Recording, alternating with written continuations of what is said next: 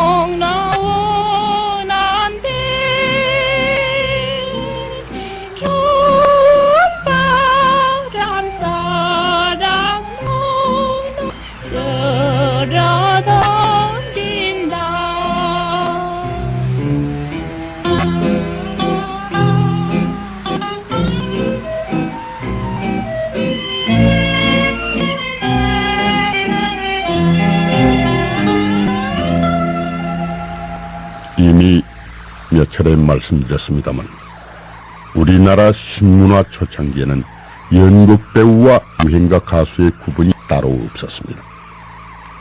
방금 들어본 이 유행가 바람 또한 1920년대 연극 배우 김선영의 노래였습니다. 물론 김선영은 이 노래 외에도 많은 유행가를 수입했으나 결국 가수로서는 크게 성공을 못한 배우였기에 우리는 편의상 김선영을 무대 배우로 분류합니다. 금 10일부터 내용을 혁신한 톨회에서는 금 10일 밤 오후 7시부터 황금정 광우대에서 첫 공연을 하게 되었는데 연재는 희극 산시원한강과 톨회에서 안출한 승무와 비극 희생하는 날밤, 그 밖에 독창과 립창과 좌창 등이 있는데 승무는 특히 배경과 의상 등이 모두 현대화하였다더라. 매일신보, 동아일보, 1925년 4월 10일. 네, 당시는 이렇듯 일개 극단의 1회 공연 레파토리가 희극, 비극, 춤, 노래 등으로 다양하기만 했던 것입니다. 적어도 극단 도월회라 하면은 나라 신극운동의 대표 극단이었는데 그렇습니다. 도월회의 창립 공연이 1923년 7월에 있었으니 불과 3년 만에 조선 극계의 명예와 자존심을 지키겠다던 극단 토월회가 휘청거리기 시작했던 것입니다. 아니, 타락해 갔던 것입니다. 같은 해 3월 29일 매일신보를 다시 살펴봅니다. 일제히 반도국계에서 높은 이름을 가지고 개연할 때마다 만도의 열광적 대환을 받아오는 토회에서는 이번에 통합 내용을 일심 개혁하여 회의 조직을 합자회에서로 만들어 자본의 기초를 굳게 하고 이전에 동인제도로 된 것을 개혁하여 전의 배후를 해산시키고 새로이 기호선의 감국의 숙련한 도를 다수히 채용하고 동시에 이전에는 신극을 전문으로 하였으나 이후로는 기호선의 고대 소설을 현대극으로 만들어 가무와 가극 등을 교화한 연극을 주로 상징하고 신극도 간간히 개연하여 도현의 연예계를 일신할 작정이라는데 이전에 박승필 씨가 경영하던 광무대를 직영하여 풍한 서습을 물론하고 계속 흥행할 터이며 내월 조선의 고대 소설 리온의 비극, 추풍 감별곡을 대일회로 흥행하여 공개할 하더라. 그러니까 이 신문 기사 내용 중에서 특히 우리의 관심을 끄는 부분은 가무극의 숙련한 부를 다수 채용하고와 이전에는 신극을 전문으로 하야사 하는 부분이 되겠습니다.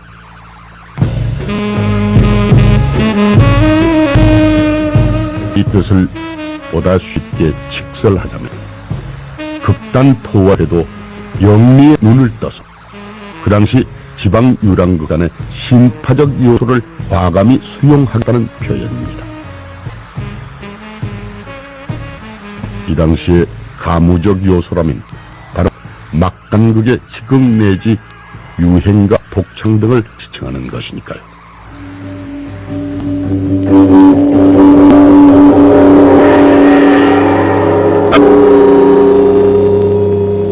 어쨌거나 이해의 9월회는 신인 연기자를 모집 양성했는데 107명 응모자 중에서 7명을 선발합니다.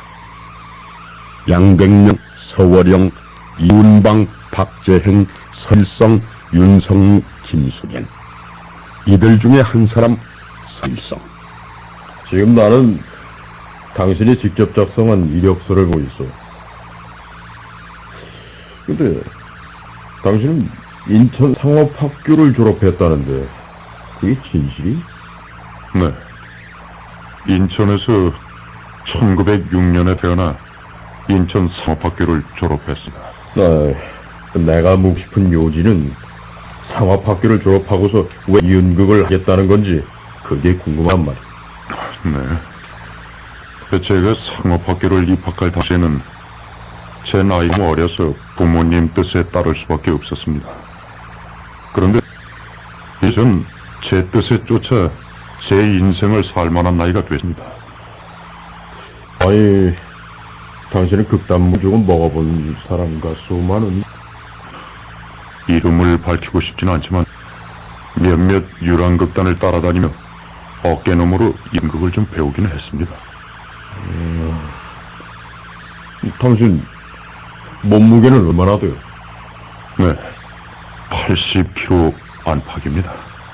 연극 배우를 하면서 그만한 체를 유지하기는 여간 힘들지 않을 텐데. 체중이 좀 준다고 죽기야 하겠습니다, 선생님. 좋소.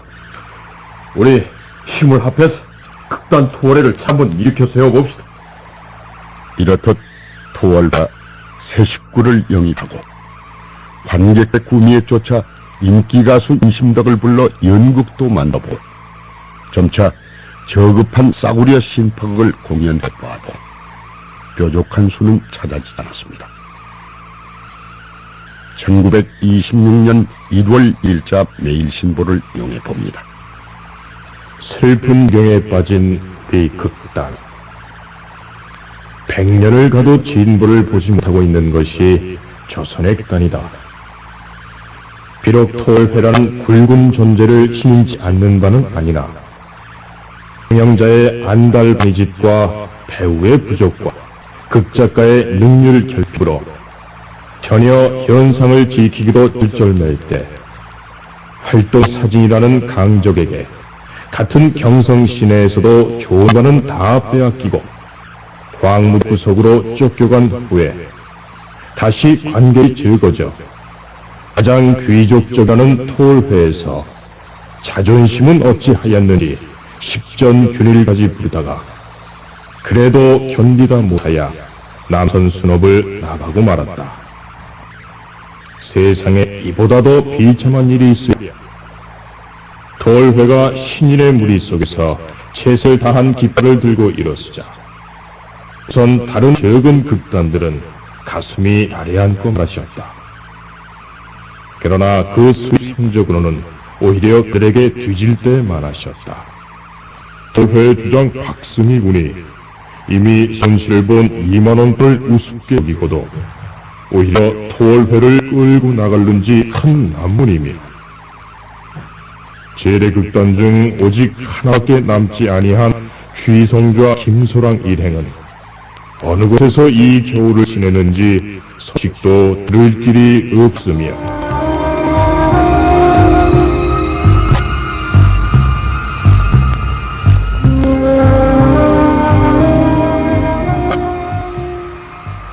단체가 망하면 배우는 떠나가야 한 법.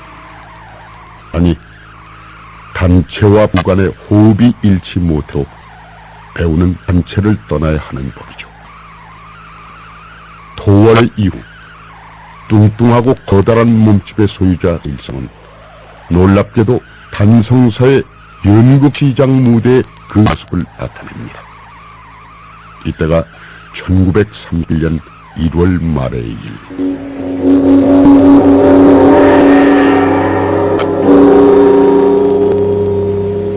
그렇다면 극단 연극시장은 무슨 연극을 공연하던 단체였다. 한마디로 말하면 극단 연극시장은 가극단 단체였습니다. 아니, 이 극단 연극시장이야말로 이른바 우리나라 악극단의 응시조쯤 되는 단체였습니다. 그럼 악극이란 무엇이냐?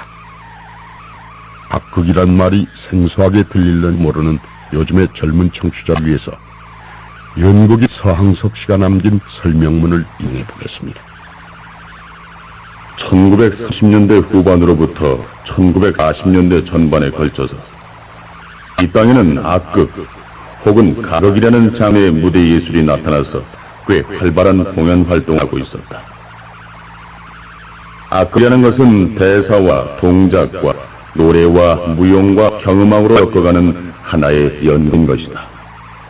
말하자면 요즘의 뮤지컬이 악극이 되는 셈인데, 그럼에도 불구하고 많은 사람들은 또 악극과 뮤지컬의 동일시를 거부하기도 합니다. 왜냐? 이 문제에 대한 해답은 일단 과제로 남겨둠이 좋을 듯합니다. 다만 아무도 부인 못할 하나의 사실은 그간 악극은 저질이라는 그릇된 고정관념이 하나의 전통으로 이어져 내려왔다는 것이고, 그 책임의 많은 부분 역시 악극인들에게 있었다는 사실입니다.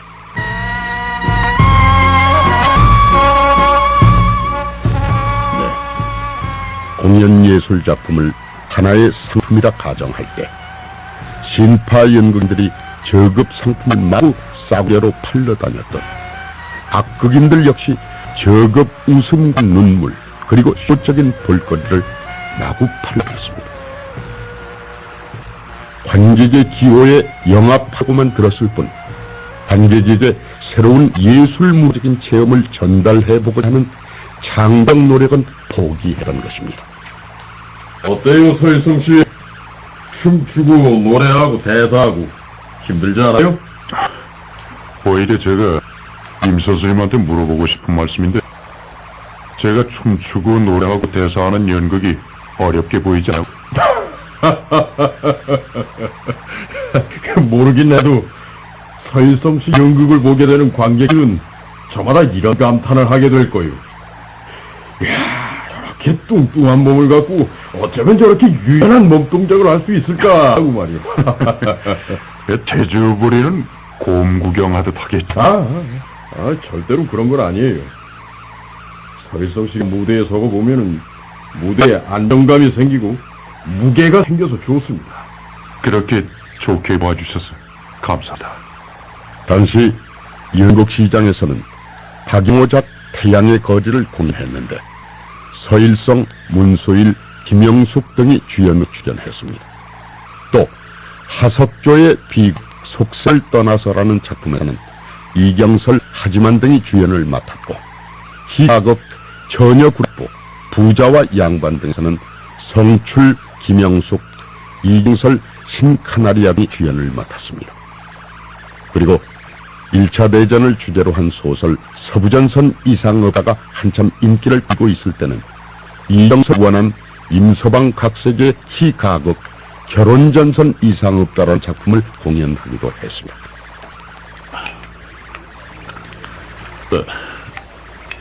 줍시다, 형.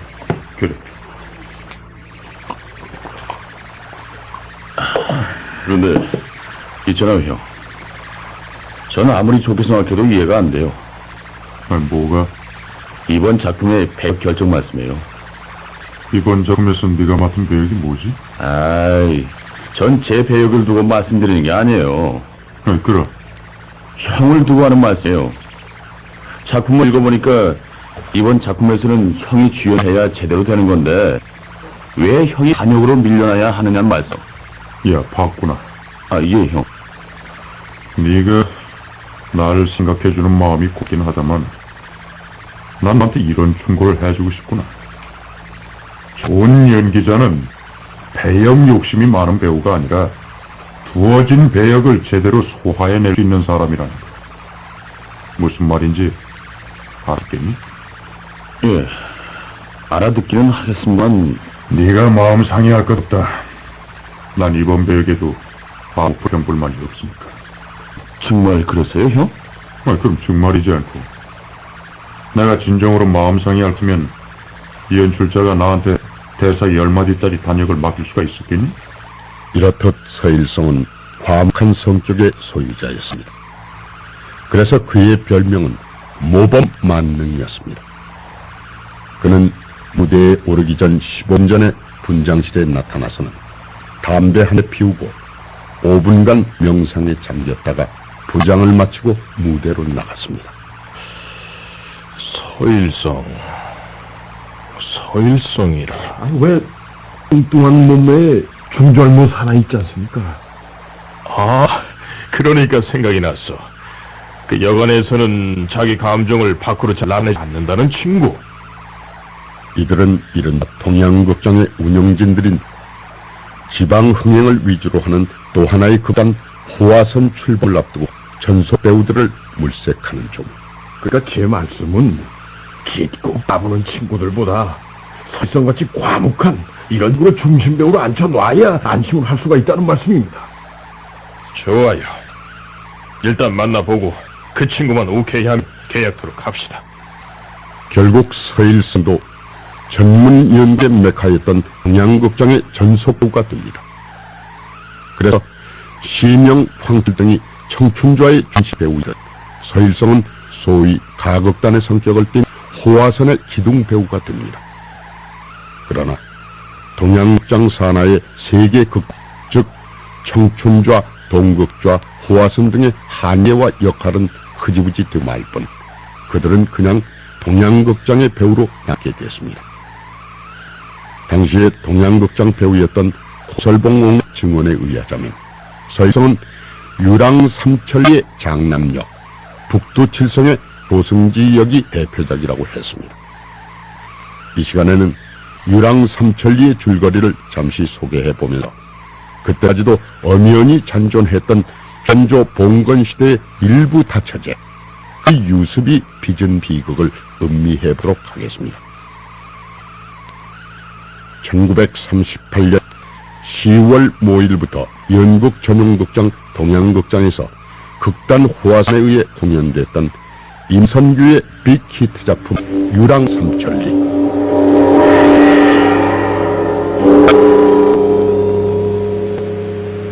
어떤 부호에게 동실자식 하나와 첩의 아들 둘이 있었다. 그런데 그 부호가 이 세상을 떠나면서 재산을 상속할 때 그는 전 재산을 정실의 자식에게만 남겨버리고 만다. 그러니까 첩의 큰아들은 연령상 장남이었으나 아무런 대우도 받지 못하고 집안에서도 배간시를 당하자 괴로움에 못 이겨 매일같이 음주를 하는 등 방탕한 생활을 계속한다. 첩의 둘째 아들은 막내입니다. 막내는 모두에게서 구박받는 생활을 한다. 피어먹을 놈의 세상, 더러운 세상. 형은 왜 하는 슬픈 얼굴이야? 넌 아직 그 까닭도 모르겠냐? 임마, 우린 세상을 잘못 태어난 거야. 우린 처의 자식이니까 처음부터 운명을 타고난 거라고. 그럼 형, 삶이 슬플 때는 어떻게 하면 좋아요? 형처럼 그렇게 술을 마시면 슬픔이 없어지는 거예요? 잠시나마 잊을 수는 있는 거지. 슬픔이 없어질 수는 없겠지만. 형, 술을 마셔도 슬픔이 없어지지 않으면 어떻게 하면 되는 거야? 우리한테 몰려온 모든 슬픔을 없애보자면요. 그래. 그땐 별 수 없이 천길 만길 물속에 뛰어들던가 칙칙폭폭 채 뛰어들어서 나 자신을 잃어버려야겠지. 이윽고 막내는 첩의 자식이라는 구박과 서름을 당해서 화가 나 견디기 어려울 지경이 되면은 힘을 흉내내듯 술을 훔쳐먹기 시작하다. 그러다 그날 아니 이 망할 놈의 새끼가 누구한테 머리를 빳빳이 쳐도 꼬박꼬박 대꾸야? 냉큼 내 구도 못 닦아놓았어? 내키지 않아요. 뭐야? 내키지 않나? 아니 이런 버러지 같은 첩의 새끼! 냉큼 꺼라! 냉큼 대자 이 새끼야! 아니 개머리 같은 놈을 더해야 이게 그래? 뭐예요? 내가 어떻게 알아요? 내가 언제 저 자식이 되고 싶은 저의 자식이 된 거예요? 내가 저의 동생이 되고 싶다고 말했어요. 억울해 못 살겠어요. 바로 이 장면이 클라이막스. 어린아이 엄미화의 거절한 우부지짐에 객석은 울음바다가 되고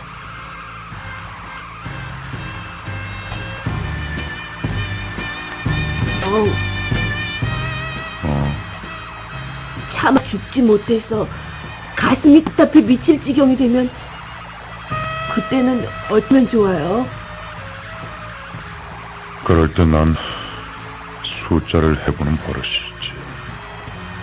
하나, 둘, 셋, 넷, 다섯, 여섯, 일곱,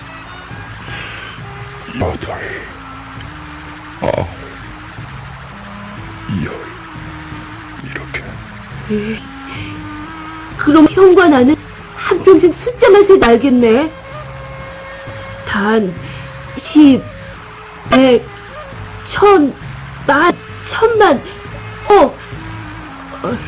그 다음에 뭐예요? 그 다음엔 이렇게 유랑삼천리께 떠난 거지. 유랑삼천리. 형, 나 같이 가요. 네?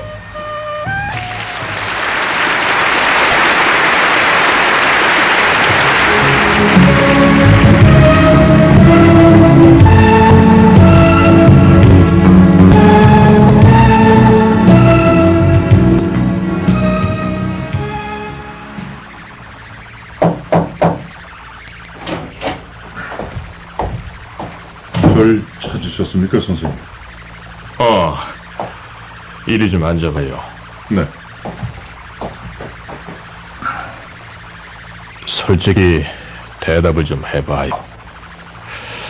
이 서일성씨는 너무 말이 없어서 감을 잡기가 어려운데 요즘 사는데 무슨 어려움 같은 건 없어요? 동양극장의 지배인 최덕계는 단원들을 몹시 아끼던 사람이었습니다. 네, 별다른 어려움은 없습니다. 그럼 나한테 뭐 사적으로 하고 싶은 말 같은 건 없어요? 뭐 별로 없는데요. 이왕이면은 제가 출연한 연극이 흥행에 성공을 해서 동양극장 살림이 늘었으면 하는 바람이기는. 역시 드라마한 얘기로군요. 그래서 나도 의례적인 얘기를 좀 하자면, 이 서일성 씨가 장남으로 출연했던 연극 유랑삼천리가 너무 좋았어요. 그래서 지금 2편을 집필 중에 있습니다.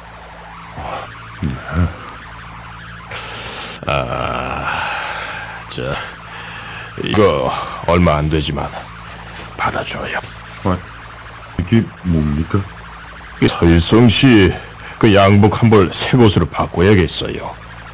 그 중절 모두 새 것으로 좀 바꾸고.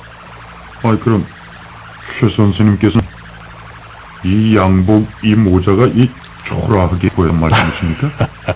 그런 뜻은 아니고, 그 이왕이면 스타다운 옷차림에 신경을 쓰면은 더 좋겠다는 뜻이에요.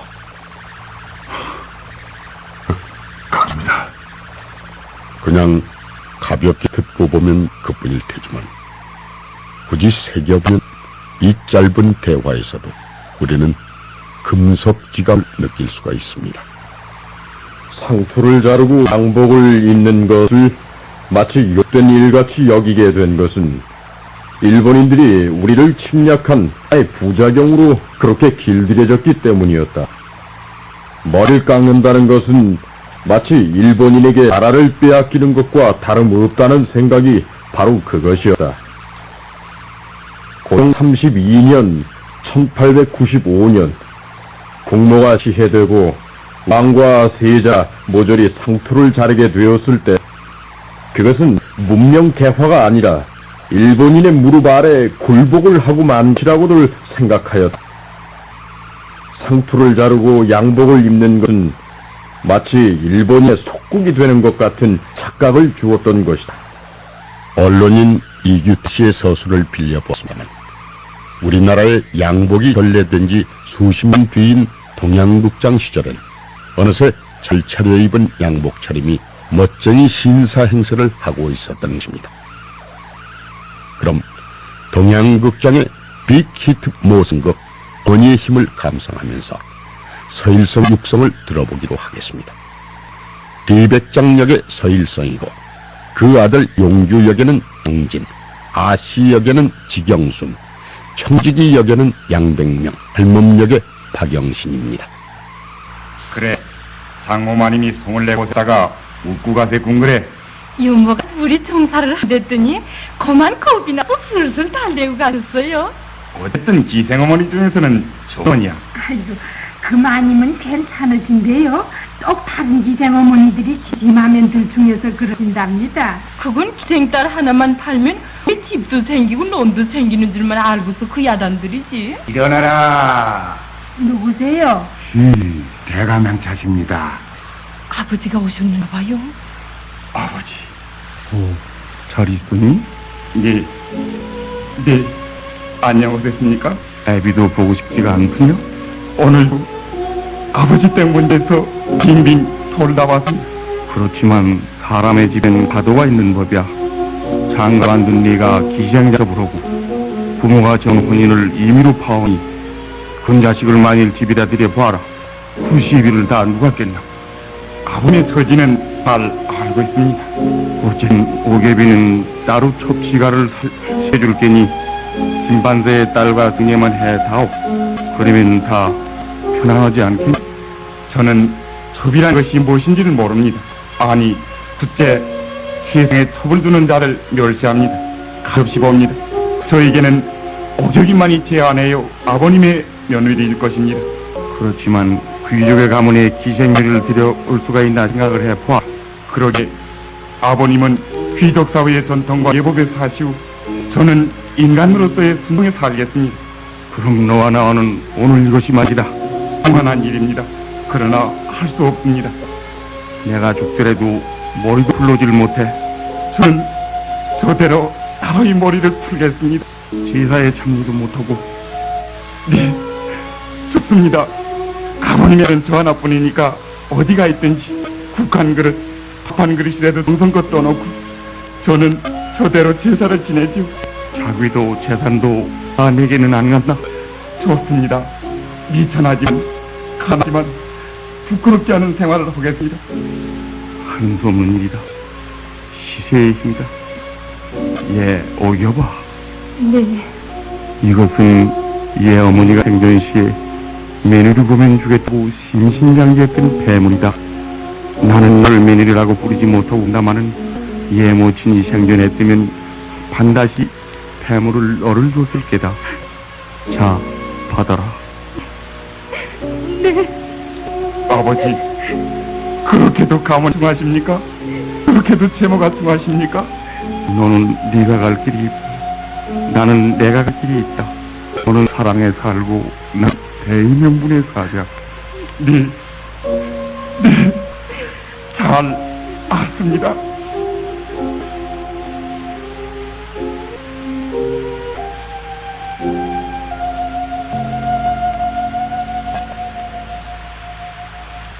영화나 연극이 종합예술이기 때문에 그 영광이 화려할 수 있는 반면에 그 좌절 또한 너무나 쓰라리다는 건 이게 알려진 사실입니다. 과묵하고 성실했던 서일성 역시 예외일 수가 없었습니다. 그 역시 혼자서는 연극을 할 수가 없었으므로 때로는 단체를 찾아 나서고 때로는 단체를 따라 낯선 길을 떠나지 않을 수가 없었던 것입니다. 이른바 동양극장 말기.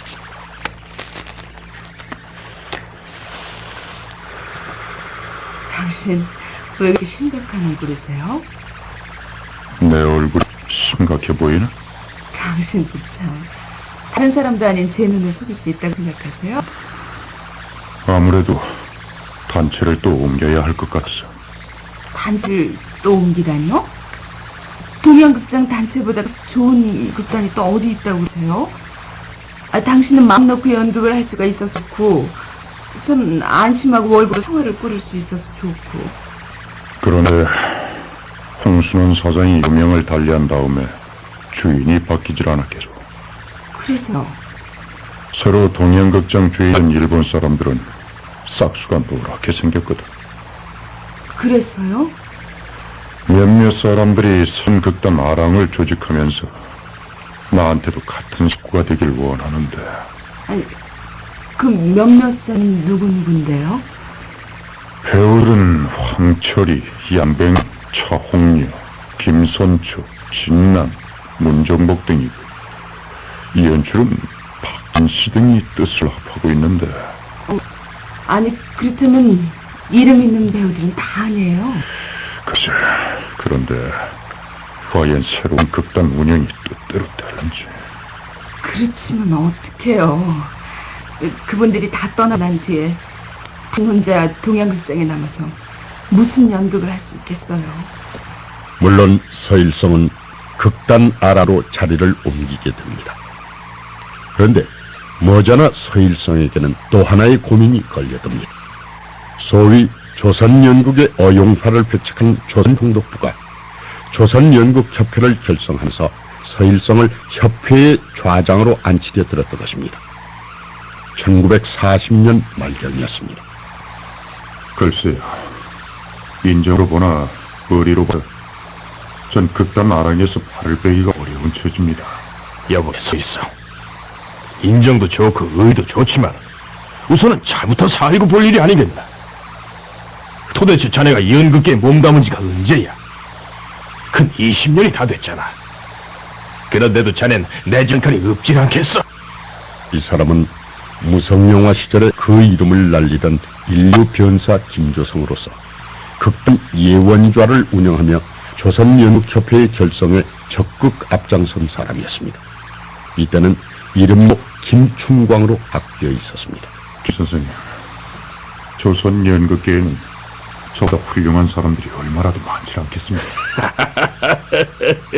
이 친구 정말 말귀가 어둡구래. 우리가 어디 장난 삼아서 자네를 좌장으로 스카우트 하려는 줄 아나? 자네가 날 협조해 줘야 이 될 것 같단가 그래. 제가 이런 말씀 드리긴 못하지만 조선연극협회는 일종의 친일 어용단체 성격을 띄었다면서 많은 연극인들 수군거리던데. 친일 어용단체? 그러면 이 시대 이 땅에서 친일하지 않고 연극할 수 있는 사람이 누구라고 그러는가? 어디 이름 한번 대보라고. 자, 1만 원이래. 우선 그럴듯한 집 한 채라도 마련한 뜻이야. 지금 당장은 이 돈을 벌 수가 없습니다. 기회를 놓치지 말라니까 그래.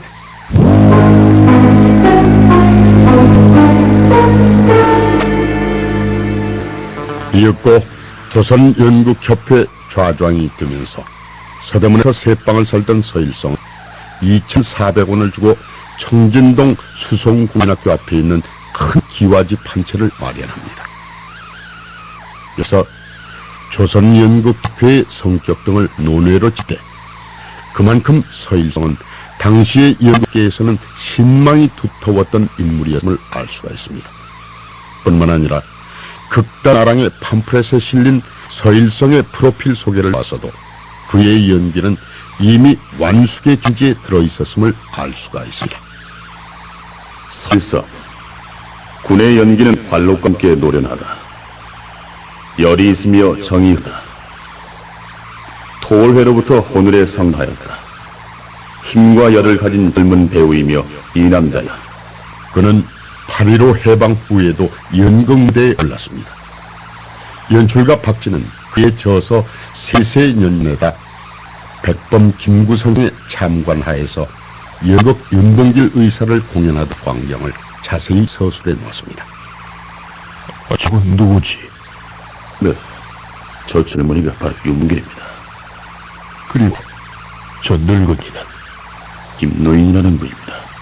김노인이라니. 그렇다면 저게 나야? 아, 그렇지. 김가니까 김노인이지. 저 배 이름이 뭐지? 네, 양백명입니다. 양백명이다. 그리고 저 윤봉길은? 예, 서일성이 오시다. 그래? 저 치고 하우대가 좋구만. 그렇지. 윤봉길도 골격이 작았었지. 한편 신망이 두터운 데다 그럴듯한 배우요 성격 또한 과묵했던지라 서일성에게는 달갑지 않은 유혹도 끊이지 않았습니다. 이른바 남로당에서는 끈질기게 서일성의 포섭 공작을 전개했던 것입니다.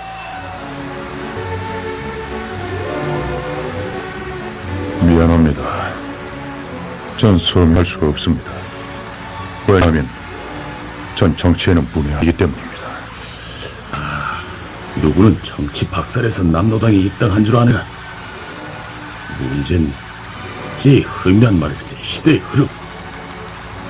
자네 좀 그렇게 시대의 흐름을 외면하다가는 낙오가 된단 말일세. 낙오. 하여간 전 정치 한치와는 일치 인연을 맺고 싶지가 않습니다.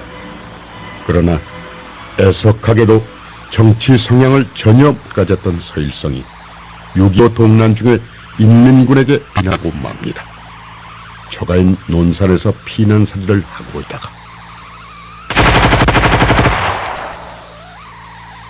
그리고 몇 발의 인민군 따발 총성이 그를 영원한 침묵 속에 잠들게 하고 말았습니다.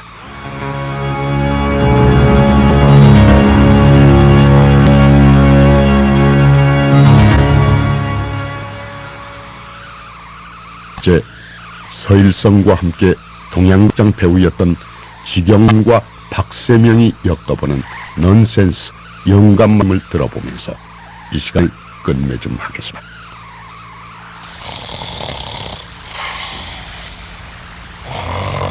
영감마님, 영감마님, 일어나세요.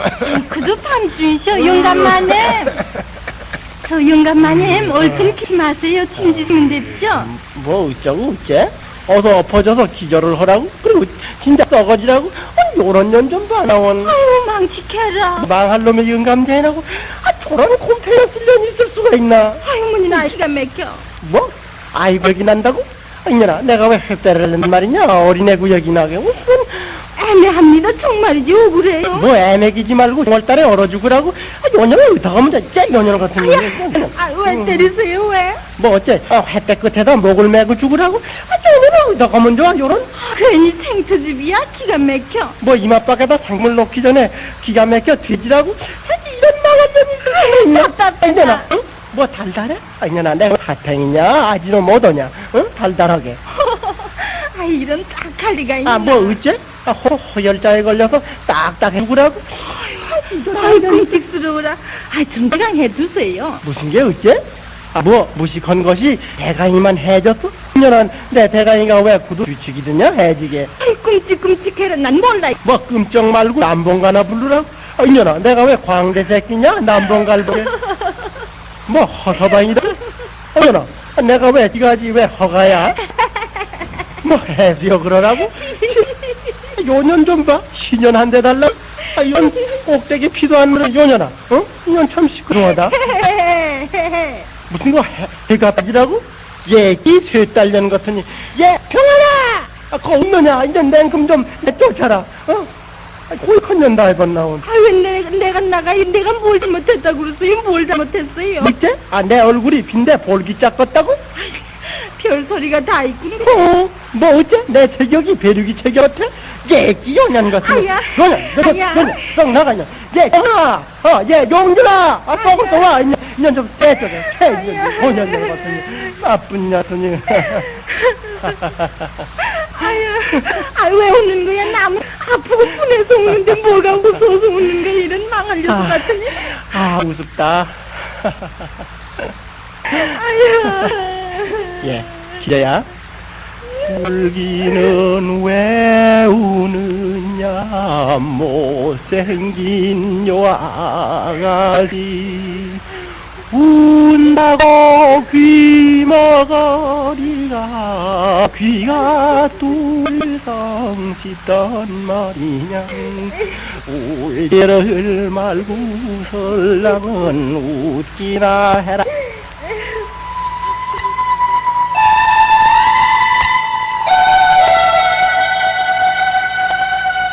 다큐멘터리 소리 100년 생활 100년 가국단의 등장과 양복의 생활화.